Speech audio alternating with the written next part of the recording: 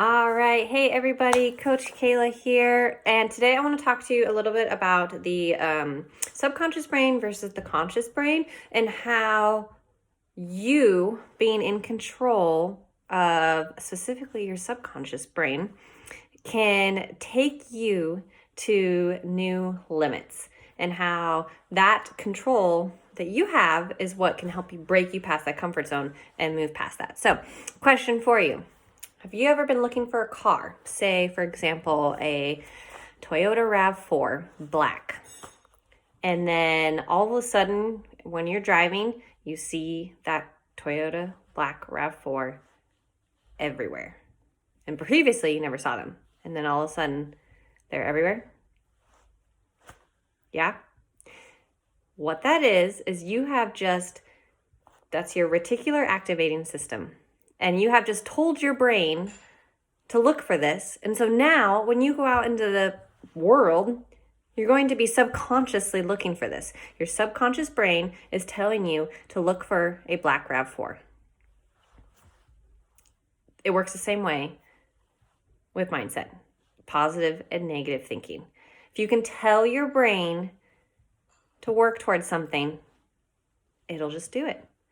And that's where we often kind of have like mistakes, where we think, so we have let's back up. We have our conscious brain and our subconscious brain. These are two pieces of our brain. Mind you, there's so many other pieces, but this is two pieces.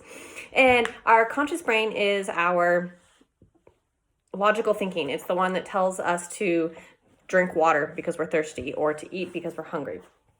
Our subconscious brain is a lot more emotional.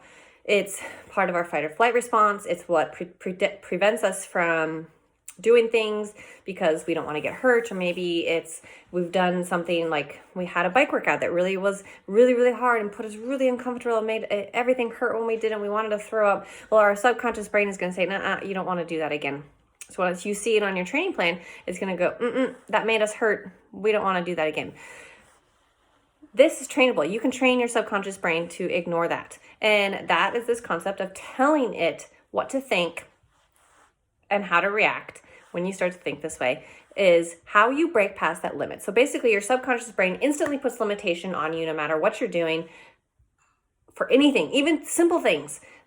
It puts limitations on you. So we instantly put limitations on ourselves. And by creating a new path through telling our brain to do something different, we are breaking past those limitations.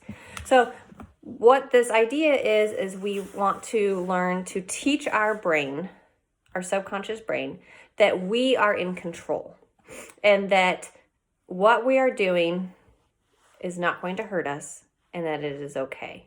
So to make this change, we have to do a couple of things. One is we have to give direction. We have to create knowledge to our subconscious brain.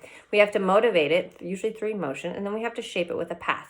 And this can be done through visualization, creating a crystal clear pathway towards what it is that you want to be working for. So if you can tell yourself, see it, feel it, hear it, sense the emotion behind whatever it is that you want to be doing, and visualize yourself doing that. So put yourself into the shoes of where you're going.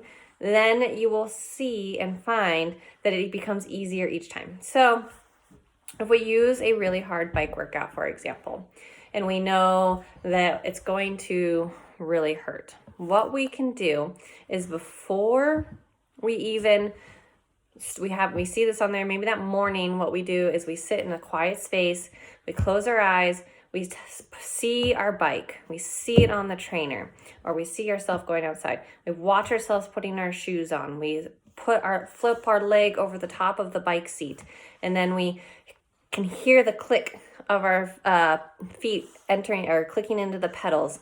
You can feel the gears churning beneath you. You can feel yourself going down into aero.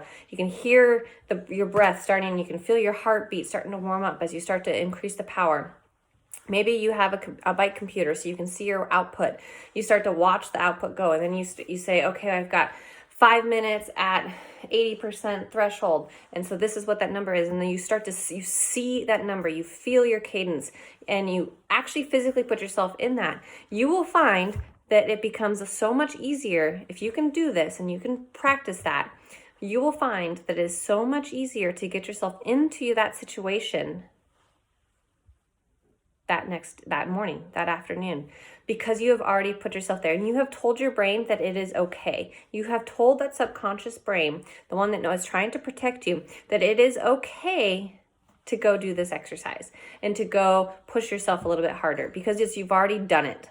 According to your brain, you've already done it.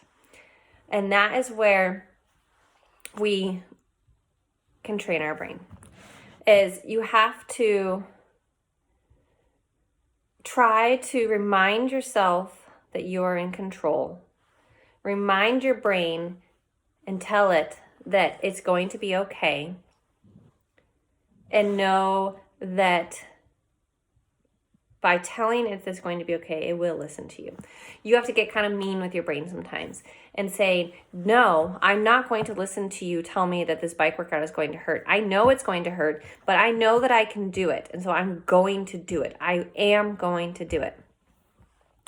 So one way that you can also kind of train your brain and to prove to you that you do it, and this is what I kind of am challenging you to do today, is to give something up and add something.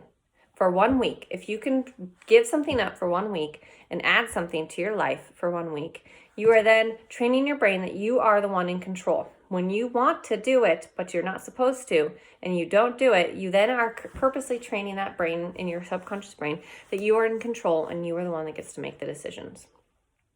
So it's one of those things where it takes practice, and we have to practice telling our brain what it wants to do. So that is conscious versus subconscious brain. Remember, your subconscious brain is very emotional. You have to sometimes give it a little bit of force, and you have to sometimes make sure you're reminded that you are in control.